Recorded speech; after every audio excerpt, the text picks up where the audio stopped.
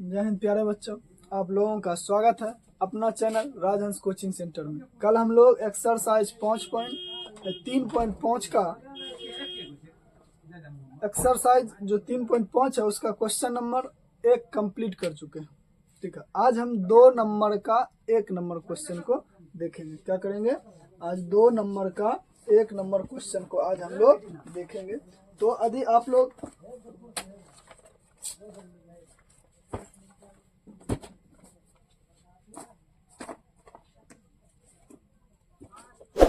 लोग चैनल में नए जुड़े हैं तो सबसे पहले चैनल को सब्सक्राइब कर देंगे, उसके बाद लाइक कर देंगे, कमेंट कर देंगे और अपने दोस्तों के साथ ज़्यादा से ज़्यादा शेयर कर देंगे। ठीक है, तो अब हम क्या करेंगे? अब हम क्वेश्चन को देखेंगे। कहता है कि ए और बी के किन मानों के लिए, मतलब ए और बी जो है इसका कहता है किन मानों के लिए निम्न रैखिक समीकरणों के युग्म के अपरिमित रूप से अनेक हल होंगे। क्या होंगे? निम्न रैखिक समीकरण युग्म के अपरिमित रूप से क्या होंगे? तो अनेक हल होंगे। ठीक है, तो अब हम क्या करेंगे? तो सवाल दिया हुआ नीचे में रैखिक युग्म, अब इसको हम उतारते हैं सवाल को। ठीक है, 2x + 3y = 7, इसको समीकरण 1 बोल दें।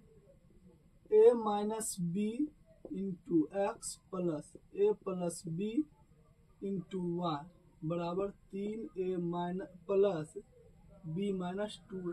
अब देखिए, तो हम क्या करते हैं? a1 निकालते हैं। a1 पहले इसके लिए 2b1 3c1 7, फिर a2 तो ये पूरे हो जाएगा क्या? x का गुणांक है तो a - b हो गया। ठीक है, फिर b2 हो गया पूरे a + b और c2 हो गया पूरे 3a + b -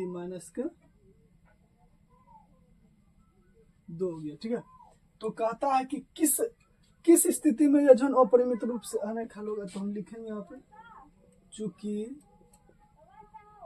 अपरिमित रूप से अनेक हल होंगे जब a1/a2 बराबर होगा b1/b2 और बराबर होगा c1/c2। ठीक है, कहने का मतलब कहता है कि यहाँ कह रहा है किन स्थिति में, मतलब कहता है किन मानों का और कब यह जो है ना अपरिमित रूप से अनेक हल होगा। तो हम इसको क्या कर लेंगे कि अपरिमित रूप से अनेक हल होंगे, मतलब हम लोगों को पता है कि कब अनेक हल होता है। जब क्या होता है? a1/a2 बराबर b1/b2 बराबर c1/c2 होता है, तब उसका क्या होता है? अनेक हल होता है। ठीक है, अब हम क्या करेंगे? इन सभी अनुपातों पर इसका मान को हम क्या करेंगे? बैठाएंगे। तब लिखेंगे यहाँ, तब a1/a2, तो यहाँ पे हम क्या कर दिए हैं? a1/a2 को लिख ही दिए। क्या कर दिए हैं? a1/a2 को लिख दिए। तो हम क्या कर देंगे? तो इस यहाँ पे लिखे हैं तो इसका मान हम यहाँ पे बैठा देते हैं। तो a1 का मान है तो, ठीक है, a2 का मान है a - b। ठीक है, बराबर है b1 का मान कितना है? 3 और b2 का मान a + 2 b हो गया। ठीक है, और 7/3a + b - 2 हो गया। ठीक है, अब हम क्या करेंगे? तो देखिए, ये दोनों के बराबर में यह है। ठीक है, ये दोनों के बराबर में यह है। यहाँ देखिए, तो हमको क्या करना है? अब इसको हम क्या करेंगे? तो एक बार इसके साथ में और एक बार इसके साथ में इसको बराबर करेंगे। क्या करेंगे? दोनों को एक बार इसके साथ में बराबर करेंगे। तो लिखेंगे यदि 2/ab बराबर में 7/3a + b - 2। अब हमको क्या करना है सर? तो क्रॉस मल्टीप्लिकेशन, एक बार इससे एक बार इससे, तो 7a - b क्या होगा? 7a - b। ठीक है, 7b। ठीक है, अब इधर हो जाएगा 3 दूना 6 + 2b - 2 दूना 4 हो जाएगा। ठीक है, अब हम क्या करेंगे? 7a - इसका जात यहाँ पे प्लस में इधर आ जाएगा माइनस में 7b, माइनस में इधर आ जाएगा प्लस में है तो इधर आ जाएगा माइनस में, ठीक है। तो माइनस यहाँ बच गया 4, तो हो जाएगा यहाँ कितना, तो a माइनस का 9b बराबर के माइनस का 4 हो गया। कितना हो गया, माइनस का 4। तो इसको हम क्या कर देंगे, तो समीकरण 2 है, ठीक है। तो यहाँ मेरा क्या निकल गया, समीकरण 3 निकल गया। कौन सा निकला समीकरण बच्चों, तो निकल गया समीकरण 3। अब हम क्या करेंगे, फिर एक बार इसके साथ में इसको लेना, इसके बराबर में इसको रखना, मतलब a1 बट्टा a2 और b1 बट्टा b2 और c1 बट्टा c2, मतलब तीनों आपस में बराबर है। तो एक बार इसके साथ में इसको बराबर किए और अब इसके साथ में इसको बराबर करेंगे, मतलब दोनों के एक बार इसको बराबर करना, ठीक है। अब हमको क्या करना है, तो दूसरा सवाल, दूसरा मतलब समीकरण को निकालना है। तो दूसरा हो जाएगा तथा हो जाएगा 3 बटे a प्लस b, ठीक है, बराबर 7 बटे 3a प्लस b माइनस 2। अब क्या करना है, तो फिर वही क्रॉस मल्टीप्लिकेशन, 7a प्लस क्या करना है, देखिए क्रॉस मल्टीप्लिकेशन करना है ना। तो हमको क्या करना है, देखिए इसको यहाँ से 9a plus 6b plus minus का हो जाएगा 3 दूना 6, यहाँ हो जाएगा 3b, ठीक है। अब हम क्या करेंगे, इसके बराबर में हो जाएगा 7a प्लस 7b, ठीक है। तो अब इसको क्या करेंगे, जात वाले के पास ले आते हैं क्या, तो 9 इसका जात यहाँ है प्लस 3b और इसका जात यहाँ है, ठीक है। माइनस का हो गया 6 बराबर का 0। अब इसको हम यहाँ पे सॉल्व करते हैं, तो 9 में गया 7, तो बच गया 2 बचा ना, और उसके बाद माइनस का 4b बच गया। क्यों बचा, क्योंकि यह -7 और यहाँ +3 है, तो माइनस प्लस वाला है तो कर्ज ज्यादा है, तो यदि हम पैसा देंगे फिर भी मेरे पास में क्या बच जाएगा, कर्ज कुछ शेष बच जाएगा, और यहाँ बच गया माइनस का 6 बराबर 0। अब हम क्या करेंगे, माइनस इसको इस साइड ले आएंगे प्लस में हो जाएगा, ठीक है। अब इसमें हम कॉमन ले लेंगे 2, 6 हो गया, तो a माइनस 2b और इधर आ जाएगा 2, गुना में तो भाग में आ जाएगा 3 बार में, तो a माइनस 2ab बराबर हो गया 3, और इसको हम बोलेंगे समीकरण 4। देखिए मेरा क्या निकल गया, समीकरण 4 जो मेरा प्यारे बच्चों क्या हो गया, निकल गया। मतलब समीकरण 3 और समीकरण 4 निकाले, ये दोनों स्थिति से। अब हमको क्या करना है, a समीकरण 3 में a और b का वैल्यू निकालेंगे, तभी तुमको पता चलेगा कि हकीकत में क्या था इसका मान, ठीक है। तो हम अब यहाँ से विलोपन विधि से चलते हैं, लिख देते हैं विलोपन विधि से, ठीक है, विलोपन विधि से, ठीक है। तो क्या करेंगे, समीकरण देखिए विलोपन में क्या होता है, पहला पद किसी का जो है ना हम क्या कर लेते हैं, बराबर कर लेते हैं, मतलब दोनों समीकरण का पहला पद या दूसरा पद, किसी दोनों पद में से किसी एक पद को बराबर कर लेंगे। क्या कर लेंगे, बराबर कर लेंगे। तो हम देखते हैं यहाँ भी बराबर है, इसका a बराबर है, तो चल देंगे समीकरण 1 समीकरण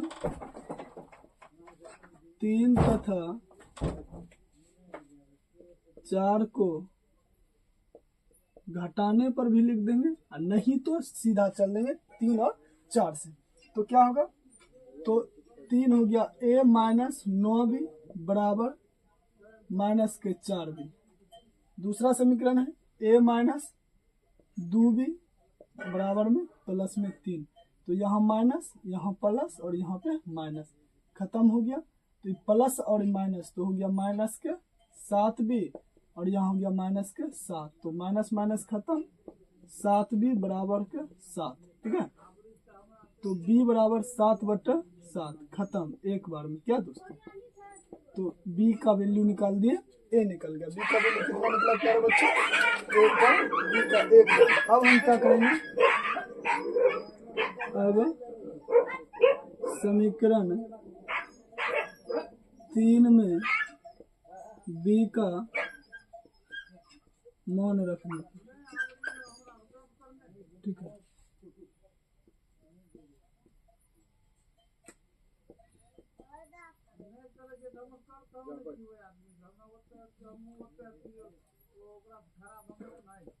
नौ बराबर माइनस के 4, ए बराबर -9 और माइनस वाला इधर आ जाएगा प्लस में, जात के पास ए बराबर 5। ठीक है प्यारे बच्चों, तो अब क्या होगा, तो अब आप लोग समझ गए कहने का मतलब होगा किस स्थिति में इन समीकरण, निम्न समीकरण का जो रैखिक युग्म होगा वो परिमित रूप से अनेक हल होगा। जब हमको क्या चलेगा, देखिए ए और बी का वैल्यू निकाल ली, तो ए जो है जहाँ पे ए है वहां पे ए का मान रख देंगे, जैसे इसमें है, इसमें देख लीजिए, आप लोगों को हम बता देते हैं, थोड़ा सा हिंस दे देते हैं, आप लोग ज्यादा से ज्यादा समझ जाइएगा। इस सवाल को ऐसे हम घेर देते हैं, ठीक है, मतलब इसको उतारना नहीं, आप लोगों को समझाने के लिए हम बता रहे कब जो है वो परिमित रूप से नहीं हल होता, जब सब क्या होता है एक दूसरे से बराबर होता है। देखिए यहाँ पे लिखा है ना, तब होगा। तो देख लीजिए ए का मान है ए, पहले A minus B plus X plus A plus B Y बराबर 3, ए प्लस बी माइनस के 2 हो गया ना। देखिए बी का ए का मान 5 है और बी का मान 1 है, एक्स प्लस ए का मान 5 है और बी का मान 1 है। ठीक है, 3 गुना यहाँ देखिए वाई है, वाई दे देंगे 5 प्लस 1 माइनस के 2, तो 4 और ये हो जाएगा x प्लस 6y, उसके बाद 5 दिया 15 प्लस 1। ठीक है, तो कितना हो जाएगा, देख लीजिए, प्लस 6y बराबर में क्या हो जाएगा 16 माइनस के 2, तो 14 निकल गया। तो इस रूप में अब देख लीजिए यहाँ 2 है ना सर, तो 2 है। अब देखिए 2, तो जब इसका अनुपात का जब हम यहाँ पे तुलना करेंगे तो A1 हो जाएगा इसका 2, देख लीजिए, आप लोग डायरेक्ट ही बता देते हैं, और B2 हो जाएगा 4, फिर A2 जब कटेगा तो 1/2 हो जाएगा, फिर B1 हो जाएगा 6, B1 यहाँ पे है, ठीक है, 3 और B2 हो जाएगा 6, खत्म 1/2। ठीक है, फिर C1 है 7, ठीक है, और बट्टा 14 C2, तो 1/2। कहने का अर्थ हो गया कि A1 बट्टा A2 1/2 निकला, फिर B1 बट्टा B2 1/2 निकला, फिर C1 बट्टा C2 1/2 निकला। देखिए तो यहाँ पे लिखे A1 बट्टा A2 बराबर B1 बट्टा B2 बराबर C1 बट्टा C2। देखिए तीनों का वैल्यू 1/2 1/2 1/2 मिल रहा है। तो कहने का अर्थ हो गया जब तीनों एक दूसरे का अनुपात बराबर होगा तो वह हो जाएगा अनेक हल। तो जो हम सवाल बताए वो सही बन गया। ठीक है, मजा आ गया समझने में।